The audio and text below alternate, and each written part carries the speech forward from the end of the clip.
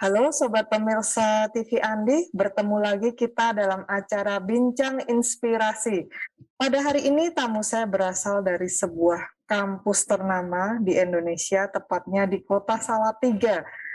Dan untuk memperingati Hari Kartini pada hari ini, kita akan mendatangkan beliau, seorang Sri Kandi Pendidikan Indonesia, yang juga telah menjadi pengajar sekaligus Ketua Departemen Matematika dan Sains Universitas Satya Wacana. Mari kita sambut, beliau adalah Ibu Dr. Hana Arini Parhusip.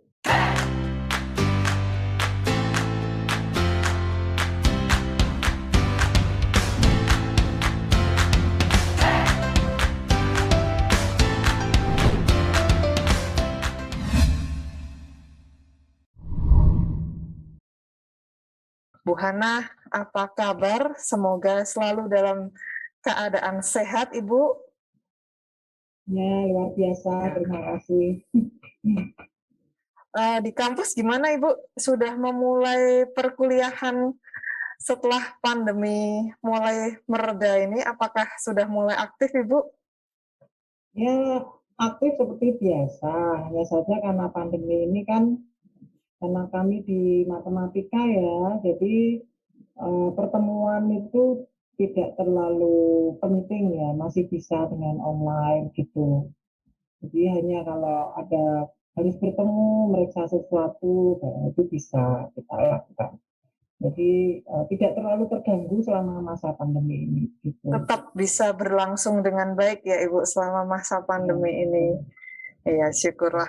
Oh ya, Ibu, di sini kita juga pernah membaca Ibu sempat di tahun 2022 ini menjadi Ketua Penelitian Anacondas Indonesia 2021, di mana di situ Ibu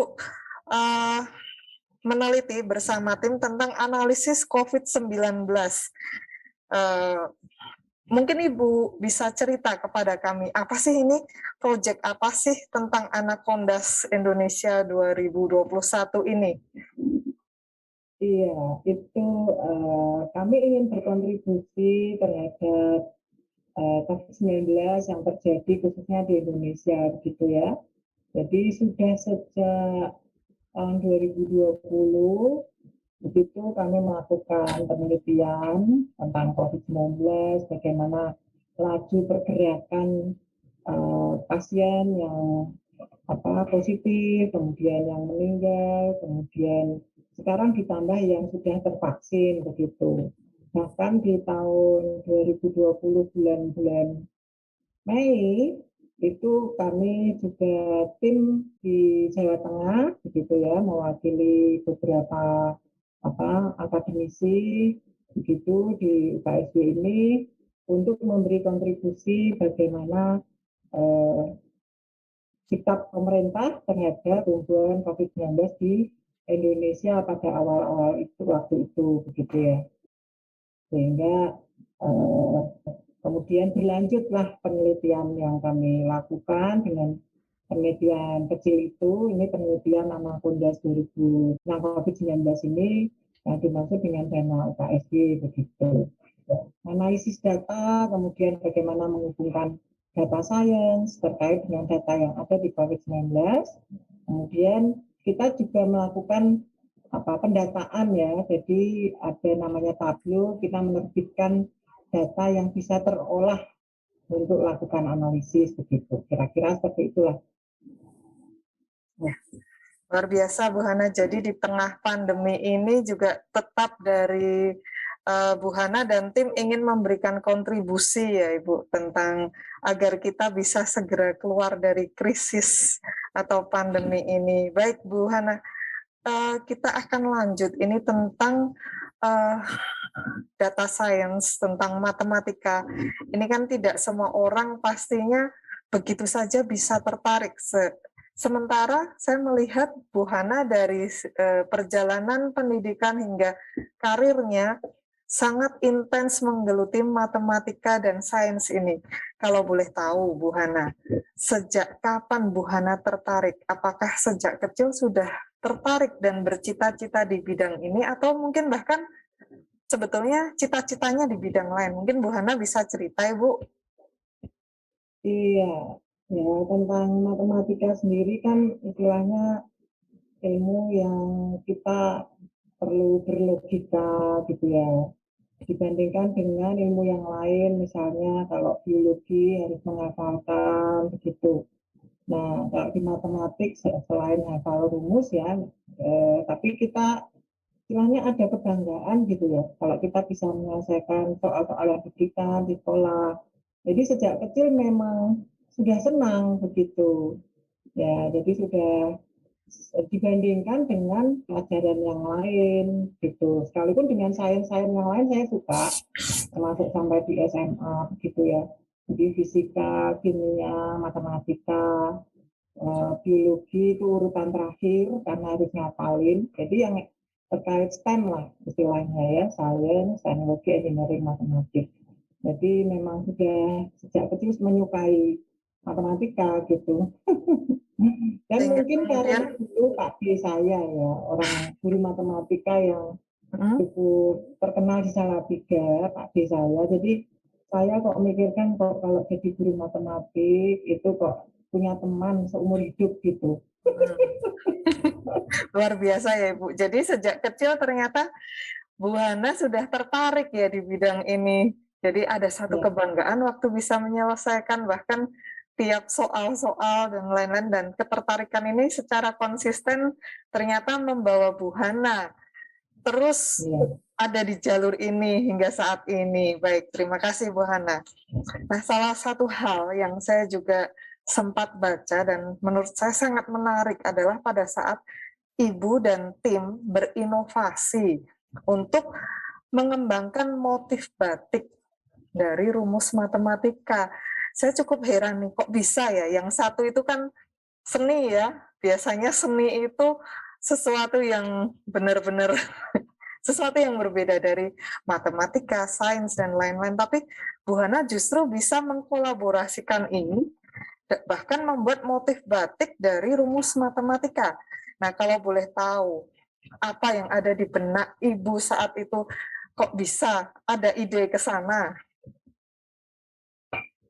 ya itu muncul ketika saya sudah apa mengajar matematika lebih dari 20 tahun lah ya, atau sekitar 20 tahunan lah. Nah, kemudian kami ini kan di universitas swasta yang harus melakukan promosi matematika, mencari mahasiswa, terus harus mengadakan pameran, gitu kan. Nah, kalau matematik itu berbeda dengan ilmu seperti yang setara adalah fisika, kimia, biologi, gitu ya, ataupun teknik, itu kan ada barang yang diangkut. Nah, kalau matematik kan nggak ada gitu. Abstrak ya? Jadi jadi kita hanya menunjukkan laptop, terus oh ini tampilannya orang-orang gitu kan.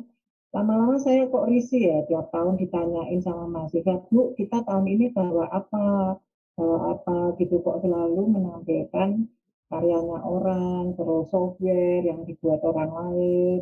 Itu yang pertama. Yang kedua, matematika itu orang bilang butuh, ya kan? Tetapi antara butuh dan tidak butuh karena tidak berdampak langsung bagi kemanusiaan gitu kan. Nah, saya ingin matematika itu dekat sekali dengan kita ya, kita yang menggunakan. Jadi bisa dipegang, bisa dilihat gitu. Caranya bagaimana gitu. Ya mau nggak mau harus dibendakan gitu. Nah, kemudian semula dengan menggambar-gambar yang dengan software yang ada, begitu lama-lama kok gambarnya cantik gitu kan, dengan rumus-rumus yang sederhana aja gitu. Jadi saya berharap mahasiswa tingkat tahun pertama gitu belajar matematik dia sudah bisa gambar gitu, sudah bisa menjadikan benda-benda dari matematika gitu. Nah setelah itu lama-lama kok gambar ini kok jadinya bagus ya kalau kita buat taruh di bahan, akhirnya terpikirlah ke batik gitu ya. Semula jadi barang-barang tarian gitu yang kemudian kita sebut juga odema, ornamen dekoratif ya. jadi aksesoris gitu kan, jadi apa, souvenir gitu. Tapi mimpinya itu bahwa yang tua, yang muda, yang anak-anak itu ketika saya perkenalkan matematik, oh mereka langsung lihat barangnya gitu. Jadi itulah kira-kira mimpinya, dan juga saya bisa pamer gitu ya, dibandingkan dengan yang bidang yang lain. Kalau yang lain kan semula udah bisa bawa barang gitu, kami lama nggak bisa bawa barang. Nah, setelah itu akhirnya didanai oleh pemerintah, akhirnya harus bekerja sama dengan para UKM begitu, karena itu menjadi nilai tambah. Akhirnya terpikirlah untuk menjadi batik, begitu kira-kira ya perjalanannya. Luar biasa Bu Hana, mendaratkan dari yang semula abstrak, rumus-rumus dan lain-lain, kemudian Ya. menjadi satu benda. Mungkin ya betul Bu Hana, mungkin sesuatu untuk mendekatkan kita pada matematika, pada sains ini mungkin dibutuhkan pendekatan lain, dan memang Bu Hana dan tim berhasil membuat pendekatan yang mungkin tidak pernah terpikirkan oleh kita sebelumnya. Nah, Ya. Bu Hana bisa cerita nggak secara sederhana, secara simpel saja, untuk mungkin teman-teman yang masih awam di dunia ini, di dunia teknologi dan lain-lain, gimana sih prosesnya dari yang rumus-rumus matematika ini menjadi batik atau batima, batik inovasi matematika ini? Oke. Ya, sebetulnya kami kan hanya menggambar ya, Hmm, menggambar gitu kan. Dan itu pun terhadap para pembatik, ya, mereka perlu sentuhan lain gitu. Kalau kita gambar itu kan hanya dengan rumus, oh langsung kelihatan gambarnya ini loh gitu kan. Nah, hmm, terus kalau para pembatik, karena itu gambar dihasilkan dari komputer, sentuhan artnya itu masih terlalu kaku kalau langsung dituangkan di hmm, dalam tekstil gitu. Jadi perlu ada sentuhan yang manual sehingga hmm, mereka merepro ulang apa yang kita buat, yang kita gambar itu tadi. Jadi dari rumus kemudian kita gambar, atau dari rumus itu ada gambarnya, kemudian rumus itu digabung-gabung lah gitu ya ceritanya. Misal ya kalau bola dipenyot-penyot itu kan rumusnya bola ya dimodifikasi, kira-kira gitu ya ya, sederhananya. Jadi hmm, semua orang matematik pasti paham gitu, oh bola ada rumusnya, itu mereka tahu. Lingkaran ada rumusnya, mereka tahu. hmm, Tapi kalau rumus itu diedit, diupdate, maka ya. menjadi bentuk yang sedikit berbeda atau sedikit penyok gitu ya, yang menjadi bentuk-bentuk baru. Kira-kira seperti itu. Nah, kemudian digarap oleh pembatik. Hmm. Sederhana sih sebetulnya prosesnya kalau dari sisi matematik. Iya, baik. Itu Mbak. Semoga ini juga bisa menginspirasi mungkin adik-adik mahasiswa, mungkin yang menonton ya Ibu, tidak hanya di Satya Wacana, tapi juga mungkin di tempat-tempat lain di seluruh Indonesia, bahwa ini bisa loh seperti ini, gitu. Boleh nggak Bu, kalau seumpama dari ini kemudian adik-adik mahasiswa dari jurusan matematika dan sains di tempat lain juga mencoba-coba hal-hal seperti ini, boleh nggak sih, Bu? Ya boleh, dengan senang hati ya. Idenya mereka sudah dapat, kalau orang matematik pasti paham gitu. Hmm. Sudah dapat, Hmm. terus nanti kerjasama dengan para pembatik. Hmm. Karena dari rumus-rumus itu menjadi gambar-gambar yang berbeda, kemudian dan itu mereka sendiri akan apa? Jadi unik ya. Hmm. Keunikan mereka bisa buat, atau keunikan inilah yang menunjukkan originalitas. Ketika ada Original. originalitas, maka itu menjadi kekayaan intelektual yang bersangkutan gitu ya. Jadi di YouTube saya banyak yang terkait Ya. dengan proses itu. Hmm. Kemudian saya membawakan ide ini ke anak-anak sekolah di Malaysia gitu, Hmm. dan mereka kenal dengan bentuk-bentuk dasar, kemudian mereka mengeksplor sendiri begitu. Jadi satu anak bisa satu motif kan, kira-kira kalau dengan gambarnya gitu. Hmm. Itu kira-kira seperti itulah. Jadi bahkan ya, jadi tidak hanya ke batik, seperti saya katakan aksesoris, ke perak, begitu ya. Saya kebetulan nggak ada di sini, jadi saya nggak pakai. Ya, tadi Bu Hana sampaikan selain Batima, Ibu juga atau Batik Inovasi Matematika, Ibu dan tim juga mengembangkan ornamen dekoratif matematika atau ODMA ya Ibu ya. Untuk pemrosesannya, apakah kurang lebih sama dengan yang batik tadi atau mungkin ada hal-hal yang berbeda kalau mungkin di karya yang 3 dimensi seperti perak, kemudian di sini saya sempat baca membuat gelas, tas, gantungan kunci dan lain-lain. Nah, ini apakah ada perbedaan secara spesifik untuk pemrosesannya dengan Batima atau bagaimana Bu Hana? Ya, jadi gini ya, cara berpikirnya sederhana seperti kalau gambar Batman, Superman itu kan ya, itu kan ada di tas, di dostrip, di baju gitu kan ya. Nah, kenapa kita nggak tambah-tambah dengan gambar-gambar matematik? Itu inspirasinya dari sana. Nah, kemudian gambar-gambar yang di batik dengan yang di ornamen itu memang agak berbeda ya. Kalau kita ingin memunculkan di batik kan harus ada 3 dimensi gambarnya, tetapi formulasinya untuk 3 dimensi, tetapi kan dia harus dituangkan di benda 2 dimensi gitu. Karena di kain kan ya, kain itu benda 2 dimensi.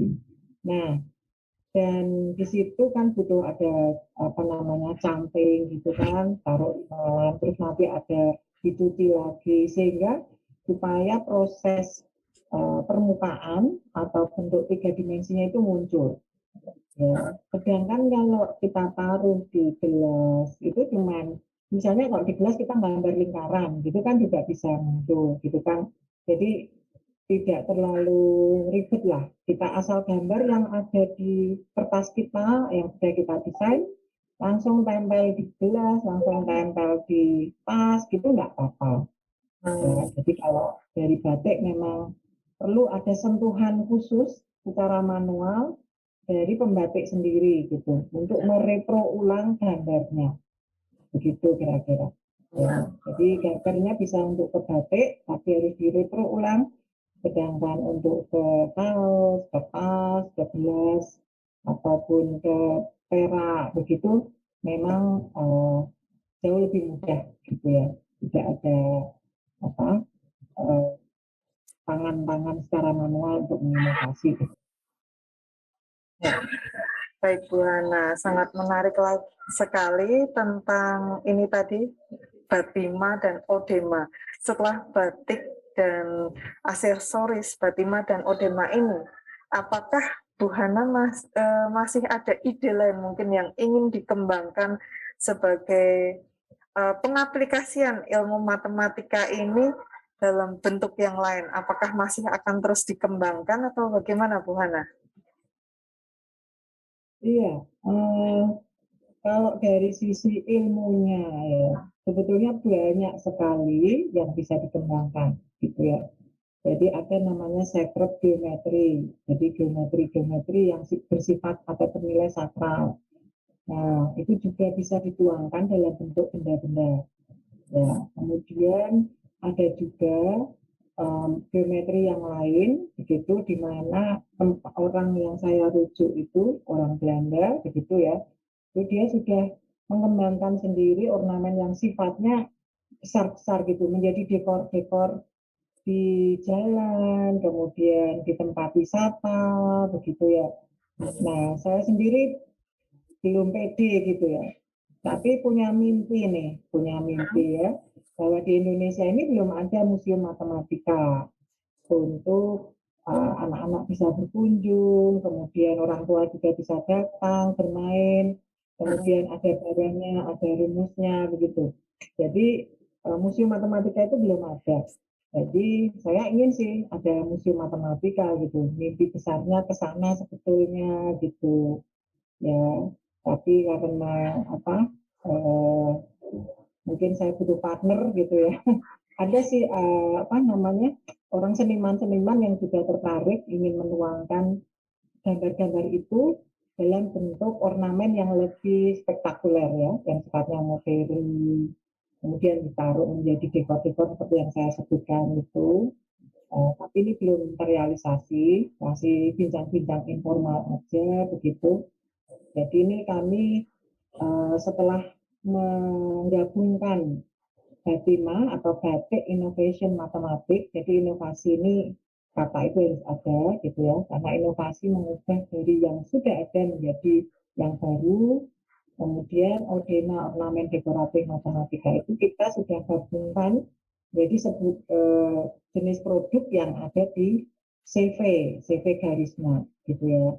Garisma apa itu? Gallery Research Innovations of Mathematics gitu. Nah, dalam CV ini memang kita harus melakukan kewirausahaan. Jadi harus melakukan penjualan terhadap produk-produk yang sudah ada. Nah, kami sudah bekerja sama dengan Semilir. Kemudian ini tahun ini kita kerjasama dengan Presto yang juga bisa untuk menyimpan barang begitu. Dan nanti juga mungkin ke toko yang lain untuk membuat supaya barang-barang ini lebih dikenal gitu ya, lebih dikenal oleh masyarakat begitu. Ya. Kira-kira gitu sih mimpinya, tindak lanjutnya. Jadi ditambah desain-desain yang lainnya gitu. Baik, terima kasih banyak Bu Hana, luar biasa. Semoga bisa tercapai ya Bu Hana semua yang Ibu cita-citakan ini. Dan kemudian masih tentang pengembangan tadi, salah satu yang kami juga baca adalah tentang berdirinya CV Garisma. Mungkin Ibu bisa bercerita lebih banyak mengenai CV Garisma yang diinisiasi oleh Ibu dan Universitas Kristen Satya Wacana ini. Ya, jadi setelah pada awal 2015-2016 itu kami ada penelitian yang didanai pemerintah ya. Jadi saya baru mendapat dana dari pemerintah itu setelah 20 tahun berkecimpung di matematik gitu. Bahkan 10 tahun setelah S3 gitu ya. Saya banting setir gitu kan untuk membuat barang-barang ini supaya tadi saya sampaikan supaya bisa pameran, bisa didekatkan ke masyarakat. Nah, setelah itu ya sebelumnya sih 2013 kita buat barang-barang dengan dana sendiri gitu ya. Nah, terus dengan penelitian internal maksudnya dengan kampus. Lama-lama setelah pemerintah waktu itu mendanai awalnya adalah 50 juta, kemudian mencoba lagi dengan proposal yang lebih besar, ya lebih besar, yaitu namanya PUPIK, istilahnya kewirausahaan kampus. Kami diwajibkan untuk membuat sebuah unit usaha. Ya, nah unit usaha yang punya izin. Nah, kami langsung membentuk sebuah CV Garisma ini yang kita sebut spin-off ya, spin-off CV. Jadi artinya unit usaha di bawah pengawasan UKSW, Universitas Kristen Satya Wacana begitu. Jadi cuman ini CV-nya masih istilahnya masih sangat terbatas, belum ada pekerjanya karena mahasiswa itu masih temporer ya, belum start gitu. Jadi kita masih istilahnya baru memulai lah ya 2 tahun ini gitu. Ini akan tahun ketiga. Harapan Ibu sendiri terhadap CV Garisma ini mungkin sejauh apa sih Ibu? Kalau boleh tahu, akan seperti apa di masa yang akan datang? Ya, ini kami tuh orang matematik yang kalau bisnis itu interestnya itu susah gitu ya. Asal udah bisa matematik ya seneng gitu. Idealis ya Ibu, lebih ke idealis di keilmuan ya Ibu. Ini kan pendekatan baru bagi mahasiswa matematik bahwa interkoneksi dengan matematika itu bisa dilakukan. Jadi saya menghendaki yang merunning ini adalah nantinya mahasiswa yang terus-menerus berjalan. Nah itu kita belum bisa lakukan karena itu tadi mahasiswanya masih interestnya lemah ya boleh dibilang gitu, atau karena dengan pekerjaan yang lain selaku mahasiswa, itu mereka waktunya terbatas. Nah, harapan saya tentunya ya mahasiswa lah yang mengembangkan. Kalau ibu-ibu itu banyak yang ingin mengembangkan gitu ya. Tapi saya ingin ini karena ini milik mahasiswa, milik dosen, juga UKSD, ya harusnya bergilir lah ya, mahasiswa bisa belajar entrepreneurship dari sini gitu. Jadi Saya mengembangkan jiwa entrepreneurship dari mahasiswa sendiri selain kreativitas mereka dalam mengaplikasikan ilmu matematika dan sains ini ya, Bu Hana ya. Ya, dari situ nanti mereka juga belajar ya bagaimana menghargai pekerja. Misalnya satu hari itu dengan jenis pekerjaan itu harus bayar berapa. Itu kami sering diskusi ya, dan ada kesepakatan bersama begitu. Terus bagaimana menata di tempat yang memang supaya tampilannya cantik. Bagaimana packaging barang, ya bagaimana memanage data. Nah, itu pekerjaan tersendiri lagi yang memang melatih mahasiswa untuk mengatur ya bagaimana itu mereka bisa mengerjakan gitulah kira-kira. Jadi bahkan termasuk membayar pajak CV ini yang mengerjakan, yang menghitung itu ya mahasiswa sendiri, anak dari ekonomi gitu. Jadi saya senang sih ada mahasiswa yang sekalipun tidak banyak, tapi mereka rutin ya, artinya dengan semangat bisa mengikuti begitu.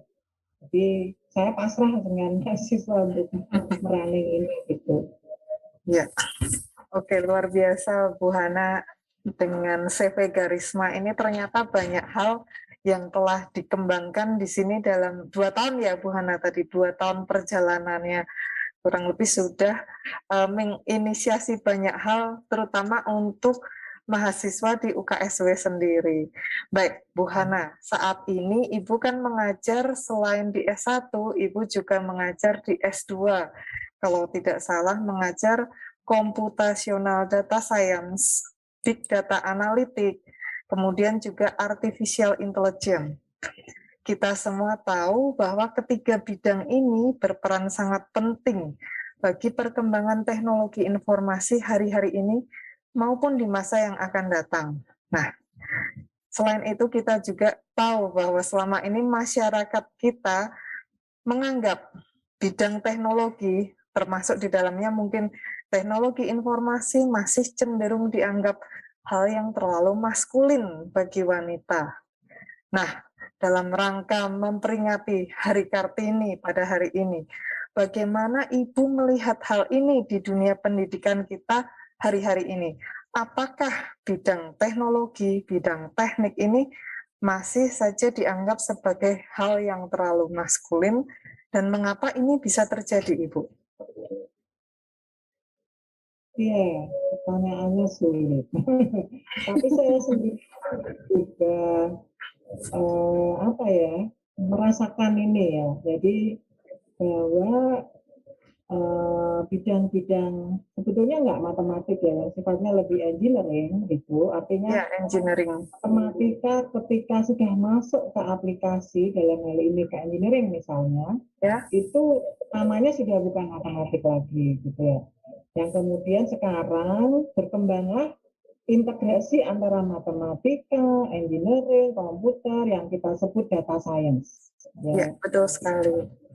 Ya, kita melihat dari sejarahnya bahwa orang-orang yang mengembangkan data science ini ternyata background-nya matematik.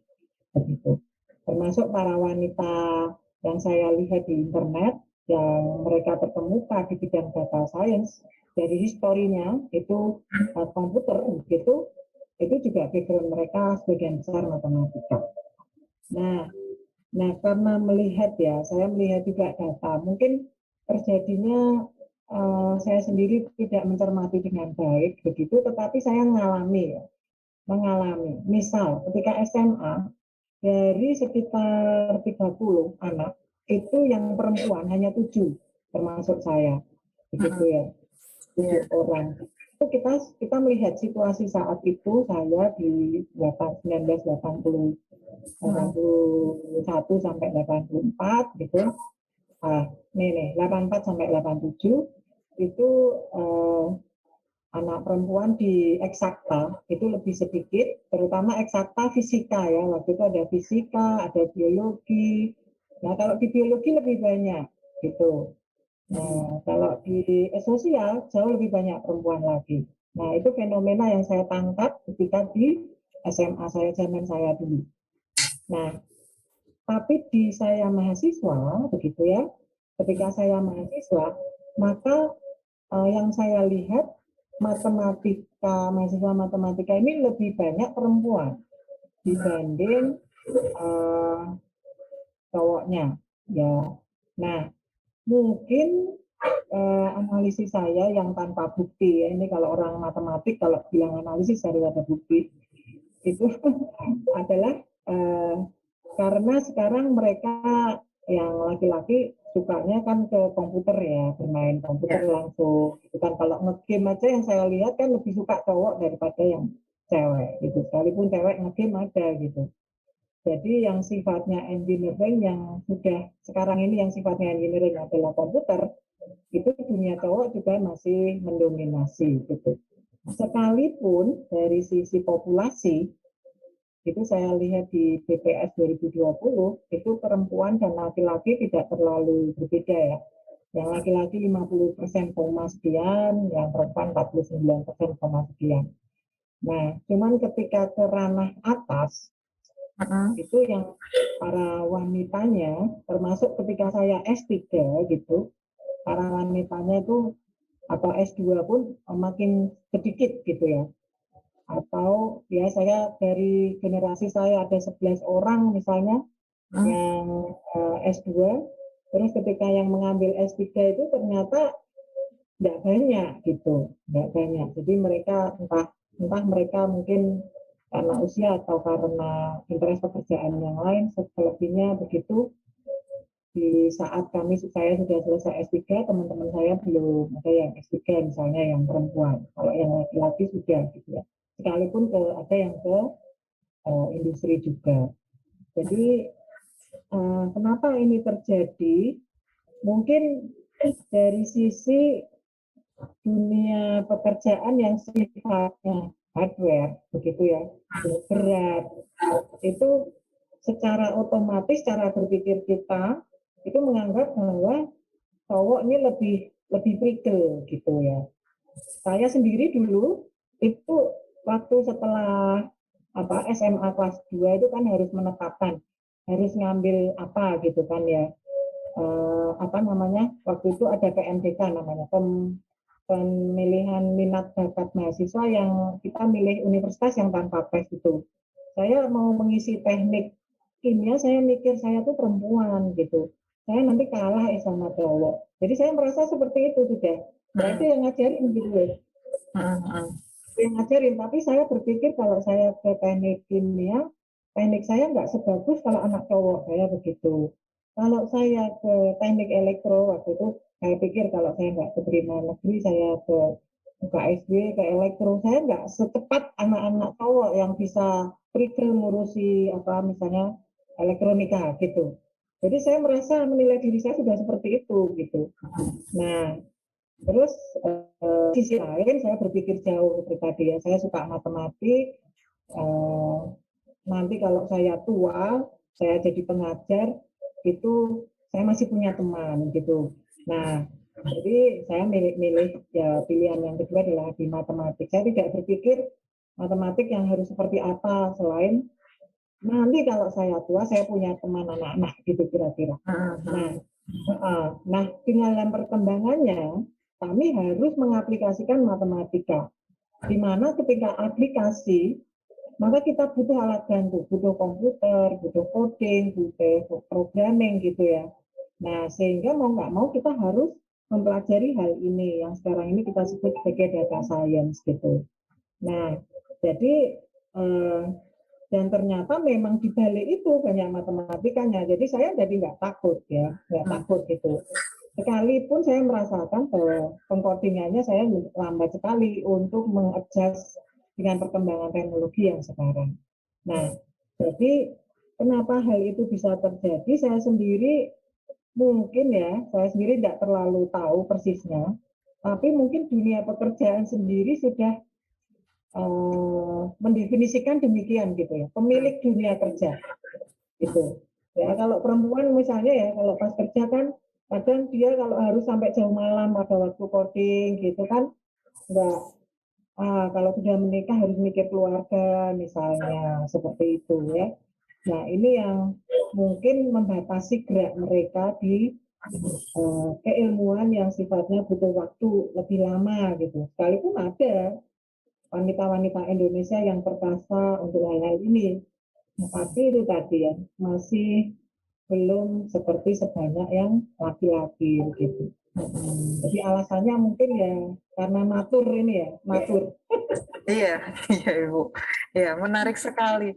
Memang seperti yang tadi Bu Hana sampaikan, yang Bu Hana bagikan, memang kita sering melihat ya Bu, terkadang secara umum sebagian anak-anak perempuan, mungkin secara sengaja atau tidak sengaja, orang tuanya bahkan mengarahkan untuk menghindari pemilihan jurusan teknik. Mungkin dah ini kamu masuknya jangan teknik elektro, jangan masuk ke teknik arsitektur.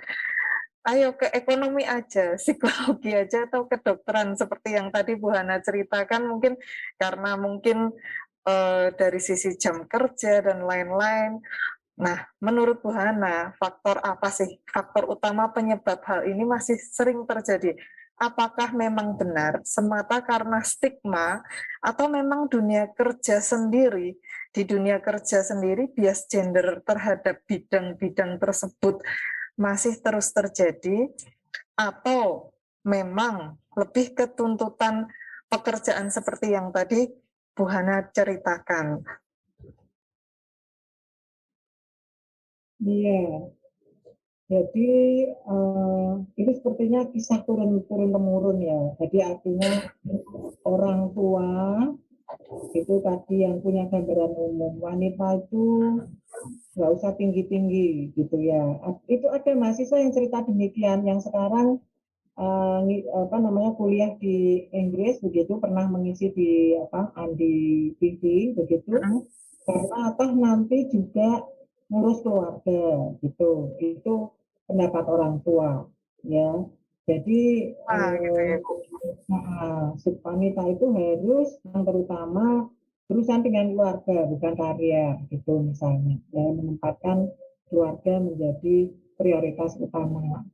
Nah, sehingga untuk bidang-bidang yang sifatnya terkesan maskulin, saya melihat bidang maskulin itu seperti misalnya driver supaya kelihatan menonjol ya, teknik. Buktinya perawat juga banyak perempuan daripada laki-laki, tetapi sekarang saya lihat yang kerja di rumah sakit banyak sekali laki-laki.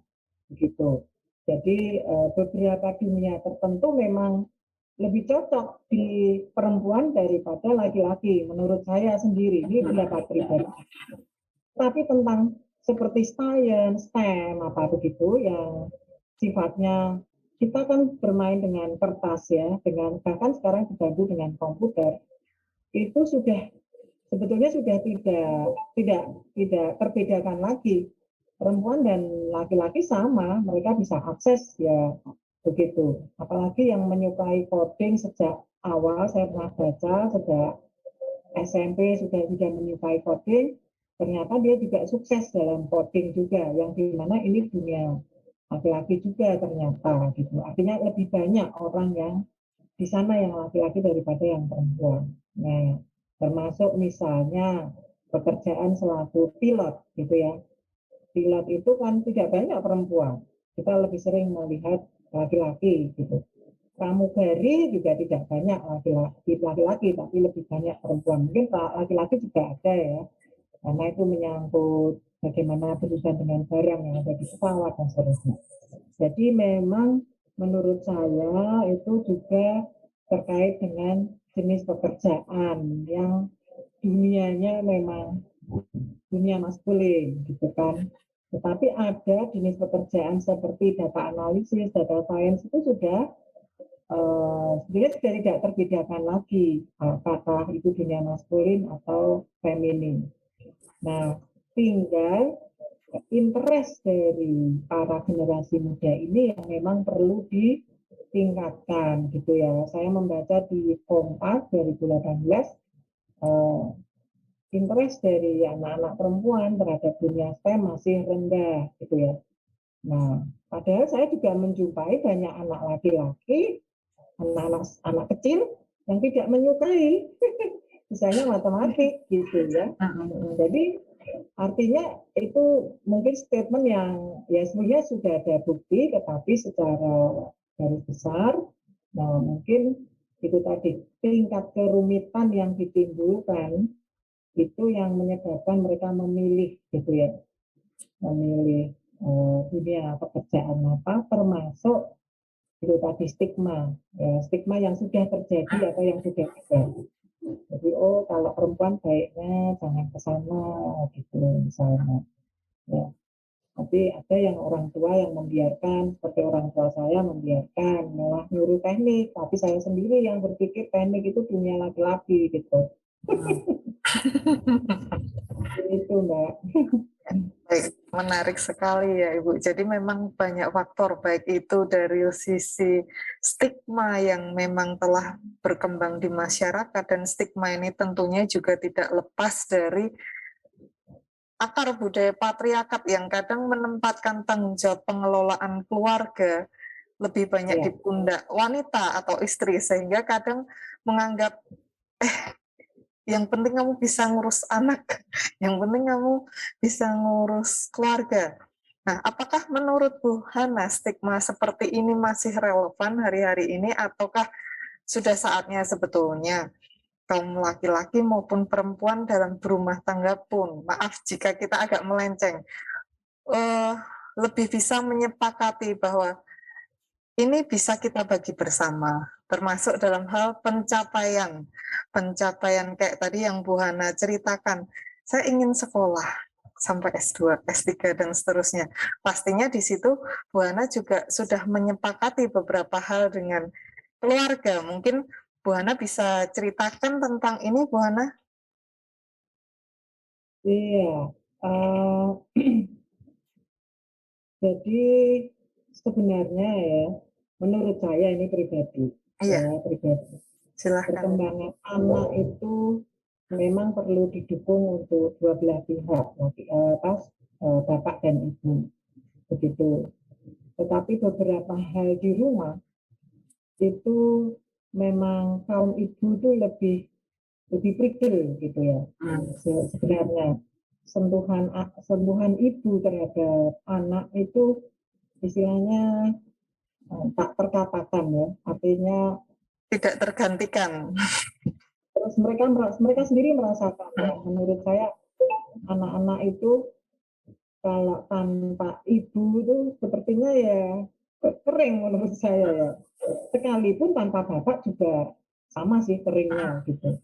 Nah, memang dunia modern ini seharusnya kaum bapak pun juga harus paham bahwa tugas mereka itu kalau dari sononya yang cari uang itu kan harusnya bapak-bapak dari sononya loh. Yang harus berjerih lelah untuk menghidupi keluarga itu kaum bapak. Tapi sekarang bergeser, kaum wanita juga berjerih lelah untuk menghidupi keluarga. Bahkan seringkali penghasilannya lebih tinggi. Nah, oleh karena itu sebetulnya dengan ada pergeseran ini, kaum bapak itu juga harus memahami bahwa perlu mengalami pergeseran juga. Sekalipun dari sononya dulu dia harus yang bertanggung jawab terhadap secara ekonomi gitu ya dari sononya. Karena perempuan kalau di Jawa kan manak, masak, macak gitu ya. Tapi kalau di dalam ajaran agama kami itu juga laki-laki itu yang memegang mandat untuk berjerih lelah untuk menghidupi keluarga, termasuk memegang mandat dari sisi rohani gitu kan. Nah, kalau dari zaman dulu Tuhan itu ngomongnya sama yang laki-laki dulu, nggak sama yang perempuan. Kenapa? Ya kan? Mesti ada maksudnya gitu loh. Kenapa laki-laki dulu dibuat? Kenapa bukan perempuan? Ada maksudnya. Nah, terus kenapa Tuhan dipersonifikasikan sebagai laki-laki bukan perempuan? Mesti ada maksudnya. Nah, sehingga ini mempengaruhi cara berpikir saya juga.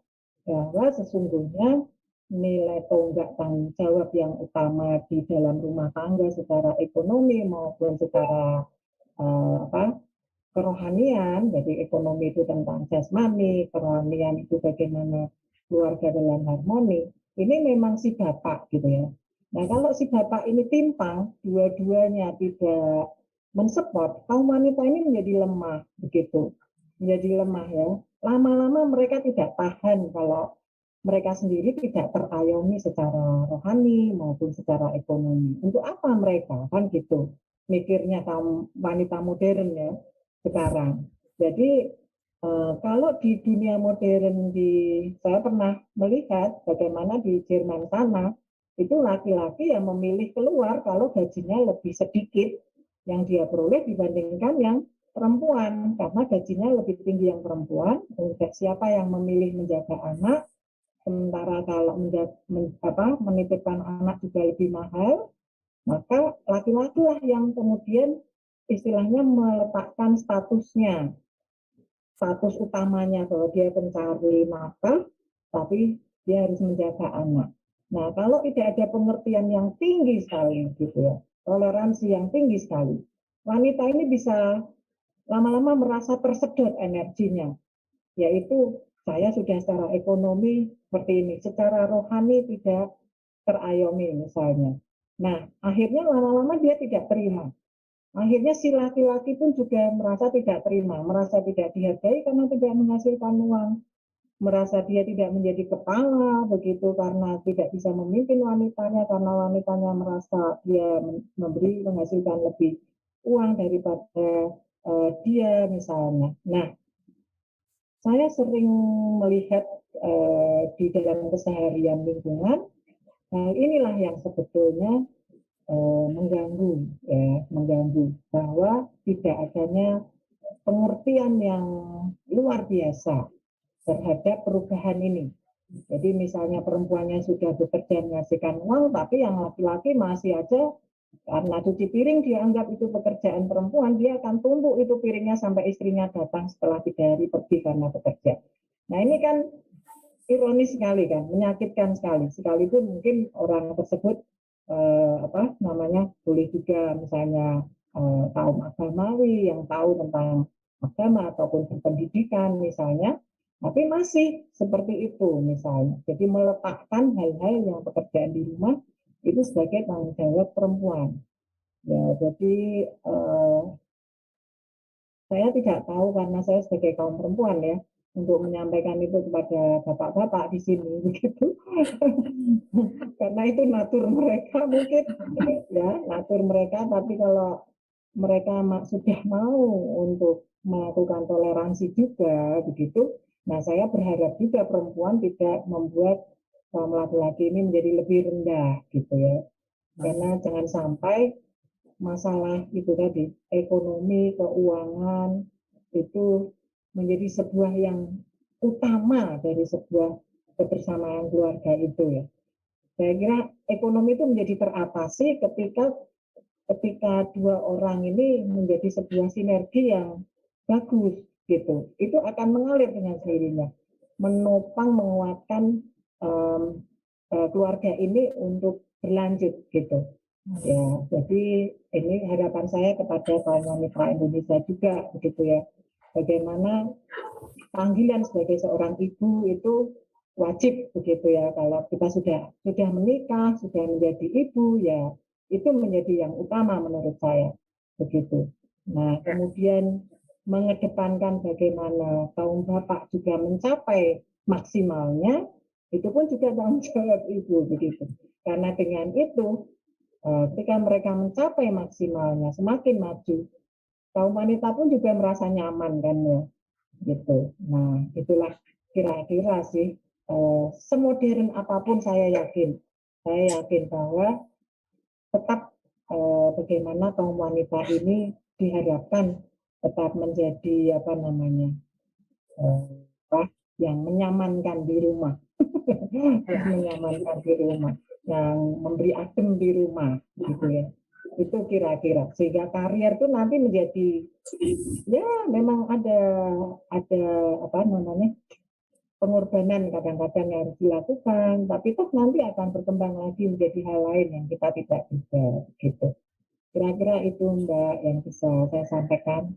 Iya, menarik sekali Bu Hana. Jadi memang dalam kita mengembangkan diri sebagai wanita, dalam mungkin dari cita-cita Raden Ajeng Kartini itu bagaimana wanita ingin dimaksudkan untuk maju sejajar dengan pria. Mungkin seperti yang Bu Hana tadi sampaikan, ada kodrat yang sebaiknya itu tetap kita jalankan sebagai wanita, dan ada juga istilahnya diharapkan di situ juga seiring berjalannya waktu, berkembangnya pengetahuan dan pendidikan dalam dunia, entah itu pendidikan maupun karir, pernikahan, juga semakin berkembang saling pengertian, komunikasi ya Bu Hana, antara kedua belah pihak, agar masing-masing bisa mencapai apa yang dicita-citakan dan menjadi tujuan bersama.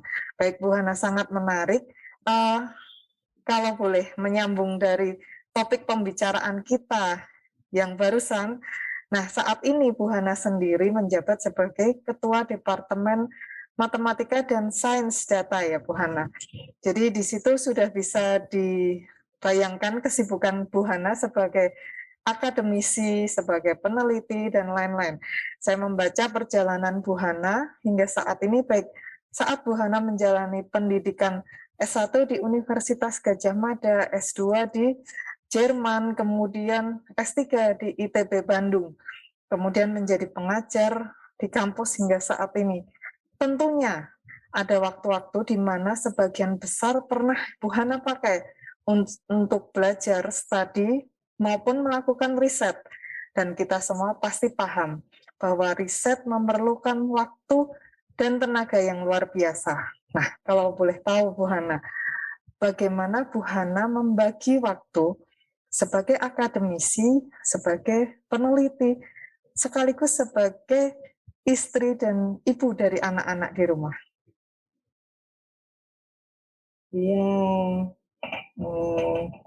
ya pertama anak saya cuma satu, sudah besar. Dari anak di rumah berarti. Ya, silahkan Bu Hana. Di rumah juga ada anak asuh gitu ya. Ya. Terus tentang waktu saya enggak merasa terlalu sibuk-sibuk amat ya. Saya pikir Jokowi pun jamnya sama dengan kita kan, 24 jam. Iya, betul. Luar biasa.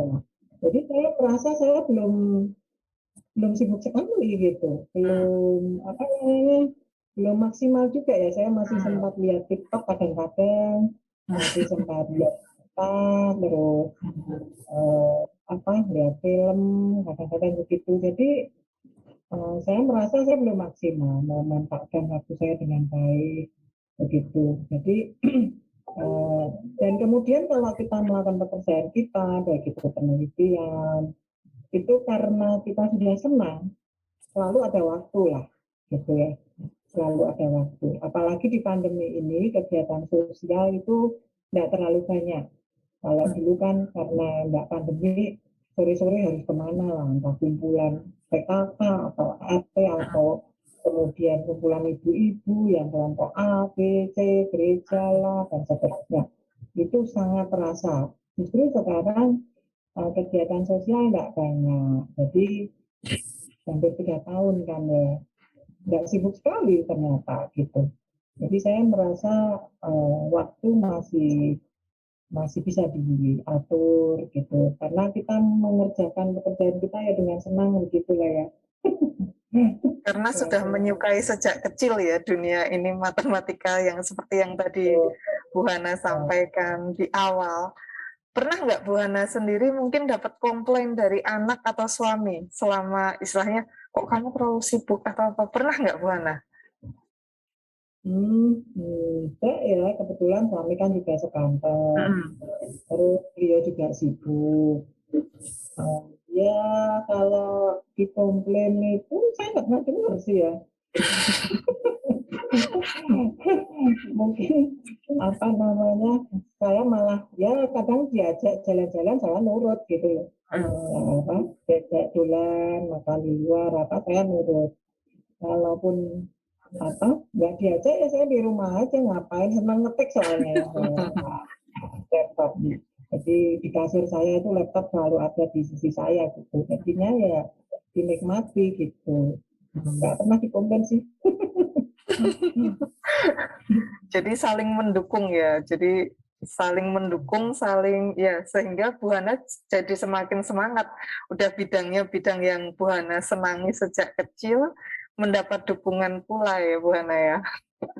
Ini pastinya sebuah berkat yang luar biasa Ibu. Baik Ibu, menarik sekali apa yang kita perbincangkan pada hari ini, terutama kaitannya dengan bagaimana wanita Indonesia ini dapat lebih berdaya di masa kini maupun masa yang akan datang. Nah, sebelum kita mengakhiri perbincangan kita hari ini, izinkan kami mengajukan 5 pertanyaan yang harus dijawab cepat oleh Ibu.